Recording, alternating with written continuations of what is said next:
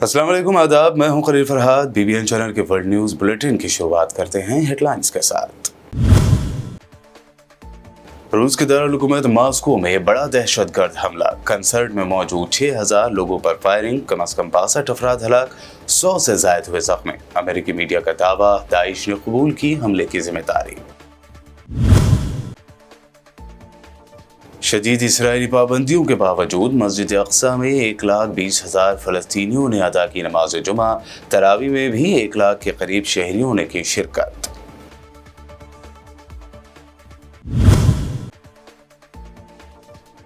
Israel की जानिब से अब आम शहरियों को चुन चुन कर हलाक करने का सिलसिला जारी। अल जज़ीरा ने जारी किया सबूत। वीडियो में निहत्ते लोगों को निशाना बनाते नजर आई इसराइली फौज।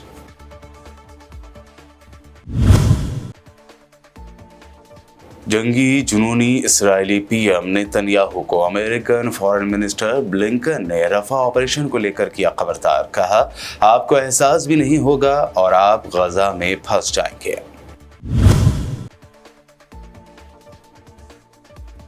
आम आदमी पार्टी की प्रेस कॉन्फ्रेंस। इलेक्टोरल बॉन्ड को बताया हिंदुस्तान का सबसे बड़ा महाघोटाला। धमका कर वसूली कर रही है बीजेपी।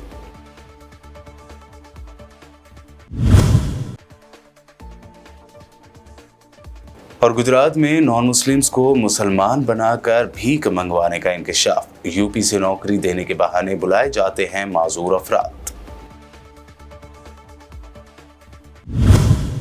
और पेश है खबरों की तफसील। रूस की दारुल हुकूमत मॉस्को में बड़ा दहशतगर्दाना हमला हुआ है। मॉस्को के क्रोकस सिटी हॉल में हथियारों से लैस हमलावरों की फायरिंग से 62 अफराद कम अज कम हलाक और 100 से जायद के जख्मी होने की इत्तलात है। गैर मुल्की मीडिया रिपोर्ट के मुताबिक रूस के दारुल हुकूमत मॉस्को में क्रोकस सिटी हॉल में दहशतगर्दों ने हमला किया। दहशतगर्दों ने सिटी हॉल में घुसकर फायरिंग और धमाके भी किए, जिसके नतीजे में 60 से जायद शहरी हलाक और 140 से जायद अफराद जख्मी हो गए। रूसी मीडिया के मुताबिक क्रोकस सिटी हॉल में शॉपिंग मॉल और कंसर्ट कॉम्प्लेक्स मौजूद है। हमले के बाद क्रोकस सिटी हॉल में आग लग गई, जबकि छत का एक हिस्सा भी गिर गया। मकामी मीडिया का कहना है कि हमले के वक्त इमारत में 6000 से ज्यादा अफराद मौजूद थे। हलाकतों की तादाद में इजाफे का इम्कान है। रूसी मीडिया का कहना है कि इस वाक़े के बाद फायर ब्रिगेड हुक्काम ने इमारत से 100 अफराद को रेस्क्यू किया। फायरिंग के वाक़े के बाद मॉस्को में तमाम प्रोग्राम कैंसिल कर दिए गए हैं। मेयर मॉस्को ने अगले हुक्म तक रूसी दारुल हुकूमत में तकरीबात पर पाबंदी आयद कर दी है। इस दरमियान आलमी दहशतगर्द तंजीम दाइश ने इस हमले की जिम्मेदारी कबूल कर ली है, ऐसा अमेरिकी मीडिया ने दावा किया है। अमेरिकी मीडिया के मुताबिक दाइश ने सोशल नेटवर्किंग एप्लीकेशन टेलीग्राम पर मॉस्को के नवाही इलाके क्राकस के सिटी हॉल पर दहशतगर्द हमले की जिम्मेदारी कबूल की है।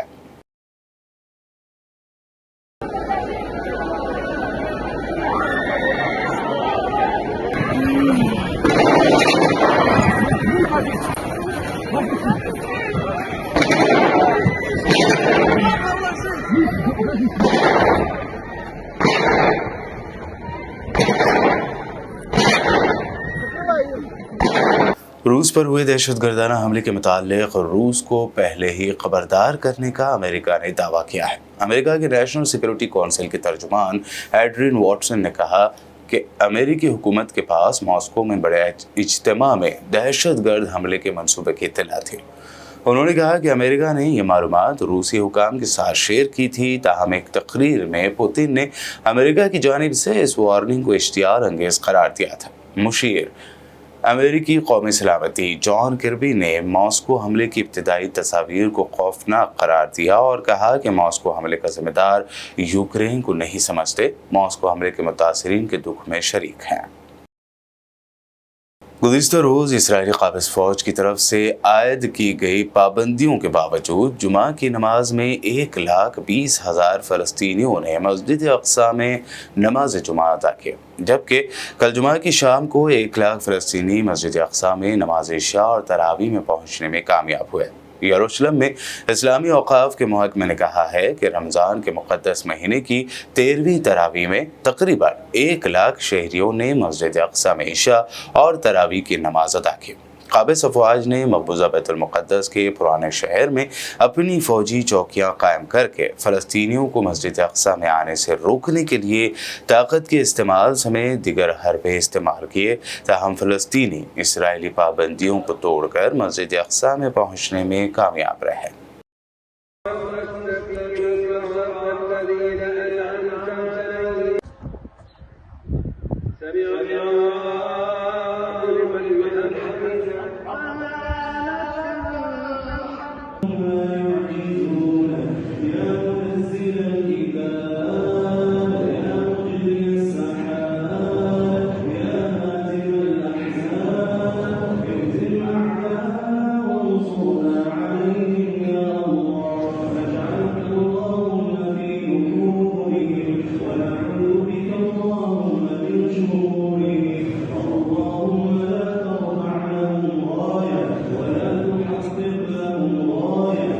अल जज़ीरा चैनल ने एक वीडियो जारी की है जिसमें दिखाया गया है कि इसराइली फ़ौज किस तरह आम शहरियों या गैर मुसल्लह अफराद को निशाना बना रही है। ईरान की फारस न्यूज़ ने गज़ा में सियोनी हुकूमत के जराइम का एक और वीडियो जारी किया है जो ड्रोन कैमरे से बनाया गया। इस वीडियो में देखा जा सकता है कि गाज़िब इसराइली फ़ौज खान यूनिस में गज़ा के निहत्ते लोगों को निशाना बना रही है। इस वीडियो में वाज़ह तौर पर देखा जा सकता है कि निशाना बनने वाले अफराद के पास कोई हथियार नहीं है। इस वीडियो पर हमास हुकूमत के मीडिया ऑफिस ने मजम्मत करते हुए इसे गज़ा में सियोनी हुकूमत के जंगी जराइम का एक और सबूत करार दिया है। उधर फ़लस्तीन के दरियाए उर्दून के मगरबी किनारे के सेंट्रल शहर रमल्ला के मगरब में कम से कम 5 घंटे तक जारी रहने वाली झड़पों के दौरान 4 इसराइली फ़ौजी ज़ख्मी हुए। इसराइली मीडिया के मुताबिक ये झड़पें मगरबी रमल्ला में दोएलेफ इसराइली बस्ती के करीब हुए जब मुसल्लह फ़लस्तीनियों ने एक बस पर फायरिंग की। इसराइली फ़ौज ने मदद के लिए ड्रोन और जंगी जहाज़ भी मंगवाए। इसके बावजूद झड़प कम से कम 3 घंटे जारी रहे। झड़प के बाद इसराइली फ़ौज की भारी तादाद जाए वक़्वा पर पहुंची ताकि वहां मज़ीद फ़लस्तीनी मुसल्लह अफराद की मौजूदगी का पता चलाया जा सके।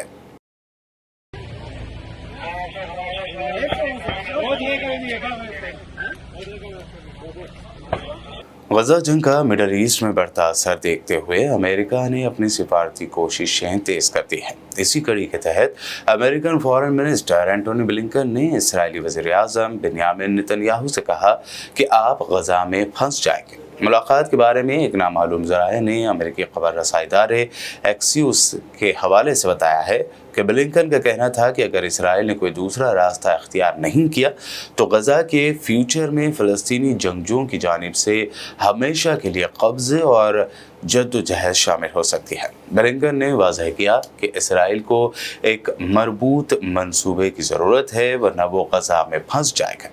उन्होंने साउथ गज़ा में रफ़ा पर बढ़ते हुए हमले की अमेरिकी मुखालिफत को भी दोहराया। ब्लिंकन ने नेतन्याहू को खबरदार भी किया कि शायद आपको इसका एहसास ना हो जब तक बहुत देर हो जाए और इसराइल की सलामती और उसकी आलमी हैसियत खतरे में है। दूसरी जानिब नेतन्याहू ने ब्लिंकन के साथ मुलाकात के बाद कहा कि अगर अमेरिका रफ़ा पर हमले को सपोर्ट नहीं भी करता है तो हम अपने तौर पर ऑपरेशन शुरू करेंगे। इसराइल ने वादी उर्दन में मज़ीद 2000 एकड़ रकबे पर यहूदी आबादकारी के मंसूबों का ऐलान कर दिया है। टाइम्स ऑफ इसराइल के मुताबिक इसराइल ने दरियाए उर्दन के नज़दीकी इलाके वादी उर्दन के 1000 एकड़ रकबे पर 2 दावा करते हुए उन ज़मीनों पर यहूदी आबादकारों को बसाने का मंसूबा बनाया है। इस रकबे पर कारोबारी और इंडस्ट्रियल डिस्ट्रिक्ट्स के करीब सैकड़ों हाउसिंग सोसाइटी यूनिट्स बनाए जाएंगे जिसकी निगरानी इसराइली फाइनेंस मिनिस्टर और फ़लस्तीनियों के कट्टर मुखालिफ बेज़लेल स्मोट्रिच करेंगे। बुलेटिन में खबरों का सिलसिला लगातार यूं ही जारी रहेगा। फिलहाल रुकते हैं एक छोटे से ब्रेक के लिए।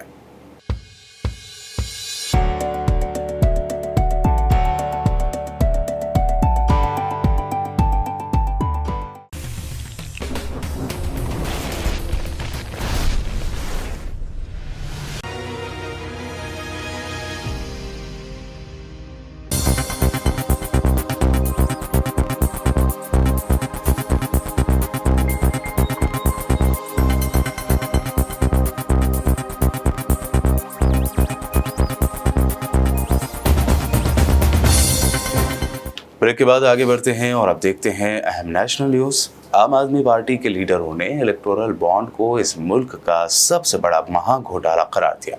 उन्होंने दावा किया कि ईडी की चार्जशीट में शरद चंद्र रेड्डी किंग पिन है। वहीं किंग पिन इलेक्टोरल बॉन्ड के जरिए बीजेपी को 60 करोड़ देता है। यहाँ बीजेपी न सिर्फ वसूली कर रही है बल्कि अपोजिशन लीडरों के खिलाफ झूठा मुकदमा बनाकर जेल में भी डाल रही है। मैं ये एलिगेशन की नहीं बात कर रहा, आज जो प्रूफ देश के जनता के सामने जो बाहर आया है, इससे ये साबित हो गया है कि शायद भारत के इतिहास का सबसे बड़ा पॉलिटिकल स्कैम बीजेपी ने किया है। इतना खुलेआम, इतना open and shut case of political corruption शायद ही भारत के इतिहास में कभी प्रूव किया होगा, जो आज आम आदमी पार्टी ने इस प्रेस वार्ता के माध्यम से प्रूव किया है। सारे तथ्य देश की जनता के सामने रखे हैं। भाजपा पिछले 2 साल से क्या कहती आ रही है, ये तो कानून के तहत ये सारी चीजें हो रही है, कानून सबके लिए समान होता है, आम आदमी पार्टी कानून के हिसाब से चले। आप अपने मन में केवल एक सवाल पूछिए कि अगर ये सारा पैसा शरद चंद्र रेड्डी ने आम आदमी पार्टी को दिया होता तो क्या आज आम आदमी पार्टी के लोग बाहर होते, या एक के एक सारे 40, 50, 100 नेता सारे जेल के अंदर होते? और अगर यही प्रमाण आम आदमी पार्टी के साथ लागू होता है तो भाजपा के साथ क्यों नहीं होना चाहिए? खुले आम वसूली हो रही है। केवल और केवल पॉलिटिकल कॉन्स्पिरेसी नहीं है ये कि आम आदमी पार्टी के नेताओं को अंदर डाले। एक तीर से 2 निशाने हैं यहां पर। देश का finance secretary, finance department, finance minister, RBI, election commission of India, तमाम एजेंसियां भाजपा के पीछे खड़ी हो गई कि नहीं साहब, हम इलेक्टोरल बॉन्ड का डेटा तो बाहर नहीं आने देंगे। लेकिन भगवान की कृपा थी कि आज भाजपा के ये काले करतूत, भाजपा का ये पाप देश की जनता के सामने आ गया। अब ये ओपन एंड शट केस है, इसके बाद कुछ नहीं बचता। देश के सामने आज भाजपा बेनकाब हो गई है कि आप कैसे केवल और केवल एक नकली मुकदमे में आपने अरविंद केजरीवाल जी को बंद किया है, और उसके सामने, उनके सामने जो एक प्राइम विटनेस का स्टेटमेंट आपने कोर्ट के सामने कल जो रखा, जिसके आधार पे इनकी रिमांड की एप्लीकेशन आपने दर्ज करी, वो प्राइम विटनेस और कोई नहीं है, भाजपा का प्राइम डोनर है। सीनियर कांग्रेस लीडर जयराम रमेश ने प्रेस कॉन्फ्रेंस में कहा कि कांग्रेस प्राइवेट इन्वेस्टमेंट के खिलाफ नहीं है, हम इसके हक में हैं। लेकिन मोदी सरकार ने इलेक्टोरल बॉन्ड के जरिए सिर्फ प्राइवेट कंपनियों का यूज किया है। इलेक्टोरल बॉन्ड की जानकारी पहली निकली थी, मैंने आपको कहा था कि इस घोटाले में 4 अलग अलग तरीके अपनाए गए हैं। मैं कंपनियों को दोषी नहीं ठहरा रहा हूं। कांग्रेस पार्टी निजी कंपनियों के खिलाफ नहीं है। कांग्रेस पार्टी ये मानती है कि जीडीपी विकास दर बढ़ाने के लिए निजी निवेश अनिवार्य है। निजी निवेश के बिना जीडीपी विकास दर नहीं बढ़ सकता। और जब हमारा घोषणा पत्र आएगा कुछ ही दिनों में, आप देखेंगे विस्तार से हमने इस पर चर्चा की है, और हमने ये भी कहा है कि किस तरीके से निजी निवेश को हम बढ़ाएंगे। तो निजी निवेश के खिलाफ नहीं है, हम निजी निवेश के पक्ष में हैं। प्राइवेट इन्वेस्टमेंट के बिना आर्थिक विकास होना असंभव है। और जो प्राइवेट इन्वेस्टमेंट, जो निजी निवेश 2004 और 2014 के बीच में था, जीडीपी का 32% निजी निवेश हुआ करता था, वो पिछले 10 सालों में घटकर 28% हुआ है। तो निजी निवेश को प्रोत्साहन देना बहुत जरूरी है, पर यह निजी निवेश नहीं है। निजी कंपनियों का इस्तेमाल किया गया है बीजेपी सरकार के द्वारा। तो हमारा निशाना कोई प्राइवेट कंपनी नहीं है, हमारा निशाना सीधा बीजेपी सरकार है, सीधा प्रधानमंत्री हैं, गृह मंत्री हैं, जिन्होंने ये इलेक्टोरल बॉन्ड को सोचा, अंतिम रूप दिया और इसकी घोषणा की। आम आदमी पार्टी लीडर आतिशी, सौरभ भारद्वाज और दीगर आप कारकुनों ने दिल्ली पुलिस पर इल्ज़ाम लगाया कि उन्हें जगह जगह रोका जा रहा है और इलेक्शन की तैयारियों का जायजा लेने के लिए उन्हें पार्टी ऑफिस भी नहीं जाने दिया जा रहा। इस दौरान आतिशी और आप लीडर की पुलिस के साथ जबरदस्त लफ्जी झड़प हुई। इस दौरान एक्स पर पोस्ट करते हुए लिखा कि बुज़दिल मोदी इतना डर गया है कि वो अब आपको इलेक्शन नहीं लड़ने देना चाहता।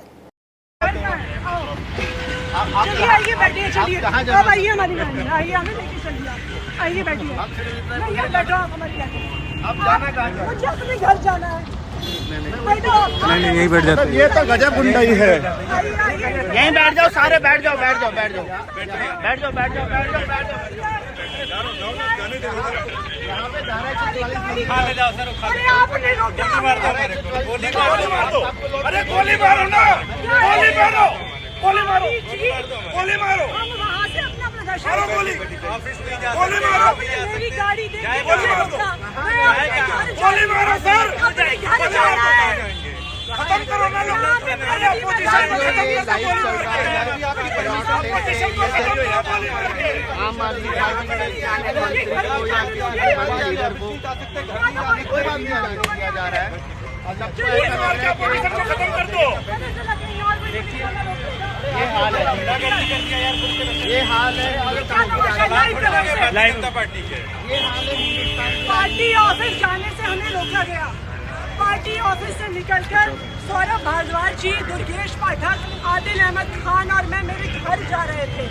प्रगति मैदान पे AB 17 पे मेरा घर है। हम यहाँ पे 12 खम्बा रोड के फ्लाईओवर से नीचे उतरे और इन पुलिस वालों ने मेरा चेहरा देख के गाड़ी रोकी। अब ये कह रहे हैं हमें अपने घर भी नहीं जाने देंगे। ये क्या तानाशाही चल रही है?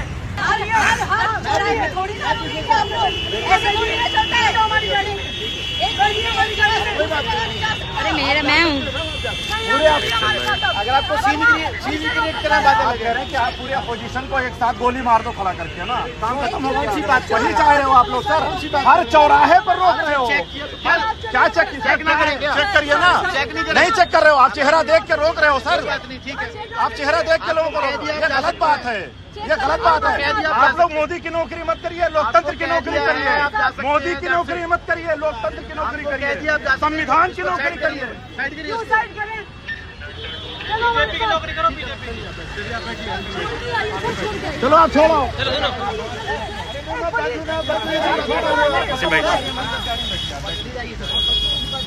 हम बच्चे ही हैं। आप रोक रहे हैं,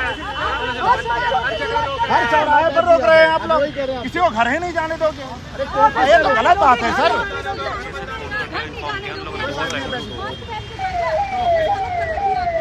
तमाशा बना दिया। रमज़ान का महीना है। हर मुसलमान इस महीने अपने क़ुव्वत से बढ़कर खैर खैरात करने की कोशिश करता है, लेकिन बहुत से लोग जज्बात में ये देख नहीं पाते कि आपकी कमाई का हिस्सा गैर मुस्तहक़ अफराद के हिस्से में चला जाता है और मुस्तहक़ अफराद इससे महरूम हो जाते हैं। ये वीडियो आपकी आँख खोलने के लिए काफ़ी है।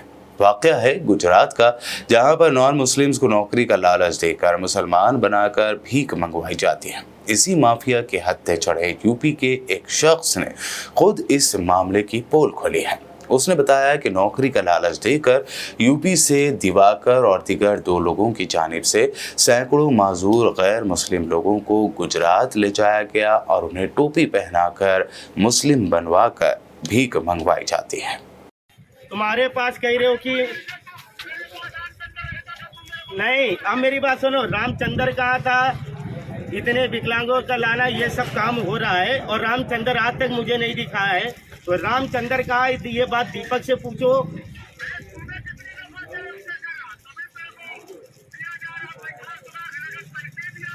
हाँ तो भाई कह रहे, आप सुनो तो, आ जाओ मेरे भाई, सुन तो। ये अपना नाम बताएगा मुसलमानी समीर, इसका नाम है दीपक, ये अपना बताते हैं इकबाल, इनका नाम है तो दिनेश, ये अपना बताएंगे बिल्ला, इनका नाम है गोजी, ये अपना बताएंगे सलीम, इनका नाम है गुरु और बताएंगे गफ्फार। इनके ऊपर धौराजी में केस चला, एक पुलिस वाले भाई को भी मारा हुआ है इन्होंने। ये इसका नाम तो चाहत है और कोई नाम तो इनका पता नहीं है। इनका नाम संतोष है और अपना नाम बताते सलीम, ये सलीम बताते और गुजरात समाचार में इनका वीडियो भी वायरल हुआ चोरी करते हुए। इसका नाम है दिलीप, ये अपना नाम बताते इलियास। ये कौन है? इसकी औरत, इसका नाम है वो चिमिया, ऐसे कुछ नाम बोलता है। अपना नाम बताती रुखसाना ये। बराबर। इसका नाम है ओमकार, ये अपना नाम बताएंगे अब्बास। ये वही है, मन नाम है इनका।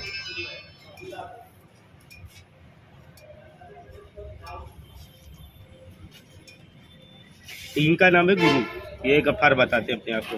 और ये देखिए सर, दिवाकर जो मेरे को लाने वाले थे यहाँ पे, और इनकी 2 घरवाली हैं। 2 घरवाली के कम से कम 13 बच्चे हैं, और इनके पिताजी के 3 घरवाली है जिनके कम से कम 30 बच्चे हों। मेरा नाम अजय तिवारी है, मैं कानपुर उत्तर प्रदेश साकेत नगर का रहने वाला हूँ। क्या हुआ है आपके पास? मुझे रक्षाबंधन के बाद मुझे यहाँ पर कानपुर में मिले थे 3 लोग, दिवाकर, दीपक और पृथ्वी। ये 3 लोग मिले थे, मुझसे बोला कि गुजरात में विकलांगों को कंपनी में नौकरी दी जाती है, बैठे बैठे पैकिंग का काम होता है। तो मैंने कितना सैलरी होगी, तो उन्होंने बताया 15,000 रुपये। मेरा घर पे कोई नहीं है, भाई अलमतलब नहीं रखता, मेरी माँ है, पिताजी है नहीं, तो मैं यहाँ पे कमाने के लिए आ गया। मुझे सबसे पहले लाया गया जूनागढ़ में। जूनागढ़ में मुझे कुछ अंधेरे में समझ में नहीं आया, सुबह उठकर देखा तो उनका झोपड़ा बना हुआ है। ऐसी व्हील चेयर पे मुझे बैठाल के बस्ती में लेकर, और वहाँ पर अल्लाह मतलब कुछ ऐसे सदका वगैरह बोलते थे। तो उस टाइम पे मुझे खुद ने, मैंने क्या भैया ये क्या कर रहा, आपने कंपनी के लिए बोला? कहते कंपनी नहीं, तुम्हें भीख मांगना पड़ेगा। अगर भीख मांगने के लिए मना करता हो तो मुझे मारा जाता था। ऐसे उनका पूरे गुजरात में कम से कम 400 से 500 लोग हैं, और ये सभी लोग जिला बाराबंकी जयपुर के रहने वाले हैं। इनके पास 250 से 300 लोग मोहताज होंगे, कोई आंखों से है, कोई पैरों से है, कोई कैसे भी मोहताज है। सभी मोहताजों को मुसलमान बनवाकर भीख मंगवाया जाता है। जो हिंदू हैं उनको टोपी पहना दी जाती है, तुम साइकिल में बैठो, और जो नहीं जाता मांगने के लिए उसको मारा जाता है। बुलेटिन के आखिर में हेडलाइंस पर डालते हैं एक और नजर। रूस के दारुल हुकूमत मॉस्को में बड़ा दहशतगर्द हमला, कंसर्ट में मौजूद 6,000 लोगों पर फायरिंग, कम से कम 62 अफराद हलाक, 100 से ज्यादा हुए जख्मी। अमेरिकी मीडिया का दावा, दाइश ने कबूल की हमले की जिम्मेदारी।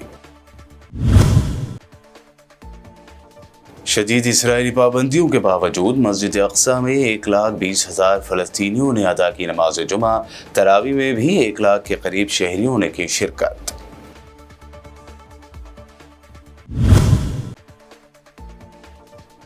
इसराइल की जानिब से अब आम शहरियों को चुन चुन कर हलाक करने का सिलसिला जारी। अल जज़ीरा ने जारी किया सबूत, वीडियो में निहत्ते लोगों को निशाना बनाते नजर आई इसराइली फौज।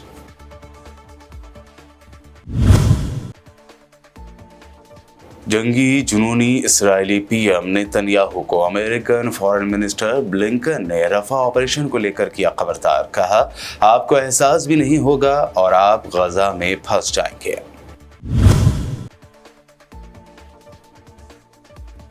आम आदमी पार्टी की प्रेस कॉन्फ्रेंस, इलेक्टोरल बॉन्ड को बताया हिंदुस्तान का सबसे बड़ा महाघोटाला, धमका कर वसूली कर रही है बीजेपी।